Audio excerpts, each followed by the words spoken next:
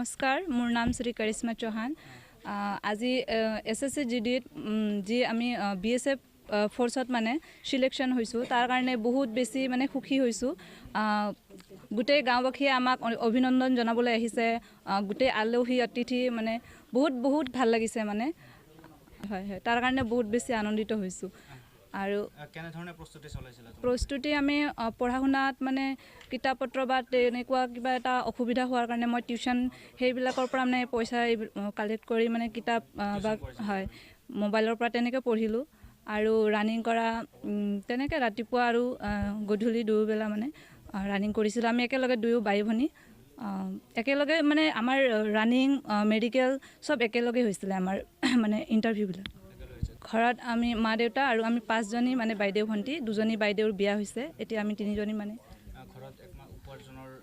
উপাৰ্জনৰ পথ কোন এনে ঘৰটো আৰ্থিক অৱস্থাটো একদম ভাল নহয় তাৰ কাৰণে চাকৰিটো পালো সেই কাৰণে বেছি মানে সুখী হৈছো মই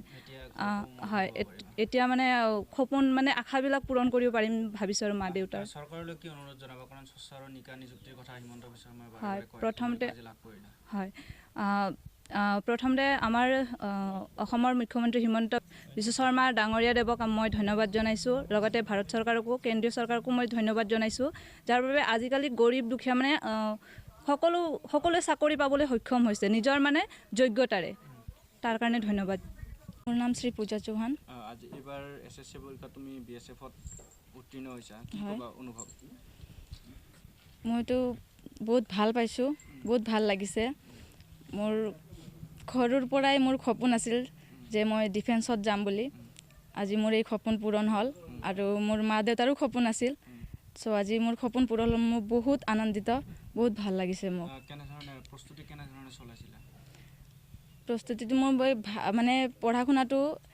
আমি বাইদেউ ভণ্টি একেলগে পঢ়িছিলোঁ এছএছসিৰ কিতাপ যি হয় তাৰে পৰা পঢ়িছোঁ আৰু মোবাইলৰ পৰাও পঢ়িছোঁ সো এইটো ৰানিংটো আমি আমাৰ ৰৌতা ষ্টেচন হাই স্কুলৰ ফিল্ডত কৰিছিলোঁ আৰু কেতিয়াবা ৰোডত কৰিছিলোঁ ৰাতিপুৱা আৰু গধূলি দুই টাইমতে কৰিছিলোঁ কিমান নম্বৰ মোৰ আছিলে 78.83 এনে কিবা আছিলে চৰকাৰক মই বহুত ধন্যবাদ জনাম এইটো মানে পোৱাৰ কাৰণে মই বহুত মানে সুখী পালোঁ বহুত মানে আনন্দ পালোঁ মোৰ যে দুটা ছোৱালী যে মানে পালে চাকৰি মোৰ মানে বহুত সপোন আছিল সপোনটো আজি পূৰা হ'ল চৰকাৰক মই বহুত ধন্যবাদ দি আছোঁ মই এইটোৱে মানে বিচাৰিছিলোঁ ঘৰখন কেনে ধৰণে চলিছিল ঘৰখন মানে বহুত কষ্ট কৰি মানে চলাই আছিলোঁ আৰু আমাৰ ছোৱালীটো চলাই আছে ডাঙৰ ছোৱালীটো জমাইটো মানে বহুত হেল্প কৰিছিল বিয়া দিয়াটো এটাই জমাই এটা ঢুকালে এইটো মানে বহুত হেল্প কৰিছিল ছোৱালীক আৰু মানে এইটোৱে মানে চৰকাৰক মই ধন্যবাদ দি আছোঁ আপোনালোকৰ পৰিয়ালৰ উপাৰ্জনৰ কি আছে